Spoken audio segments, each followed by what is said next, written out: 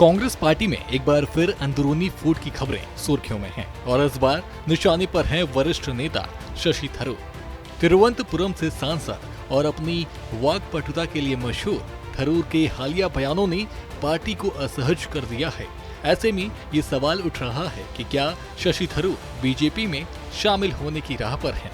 चलिए आपको बताते हैं क्या है पूरा मामला। दरअसल शशि थरूर ने हाल ही में कई ऐसे बयान दिए हैं जो कांग्रेस की आधिकारिक लाइन से मेल नहीं खाते। उन्होंने आपातकाल को भारत के इतिहास का काला अध्याय बताया, जिससे कांग्रेस के बड़े नेताओं को गहरा झटका लगा। इसके अलावा उन्होंने प्रधानमंत्री नरेंद्र मोदी के अमेरिका दौरे और डोनाल्ड ट्रंप से मुलाकात को महत्वपूर्ण करार दिया। साथ ही रूस यूक्रेन युद्ध में भारत की विदेश नीति और पहलगाम हमले के बाद ऑपरेशन सिंदूर की तारीफ करके उन्होंने बीजेपी सरकार की नीतियों को समर्थन दिया। इन बयानों ने कांग्रेस के भीतर हलचल मचा दी है। इतना ही नहीं, कांग्रेस के कुछ नेताओं ने थरूर पर तीखा हमला बोला है। उदित राज ने उन्हें बीजेपी का प्रवक्ता तक कह डाला, जबकि पवन खेड़ा ने उनके बयानों को पार्टी के स्वर्णिम इतिहास पर हमला बताया। इससे साफ है कि थरूर और पार्टी नेतृत्व के बीच तनाव चरम पर है। हालांकि थरूर ने स्पष्ट किया है कि उनका बीजेपी में जाने का कोई इरादा नहीं है, लेकिन उनके बयानों ने अटकलों को हवा दे दी है।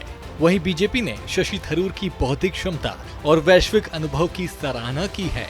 बीजेपी नेता संजय निरुपम ने कहा कि थरूर जैसे नेता का स्वागत करना उनके लिए गर्व की बात होगी।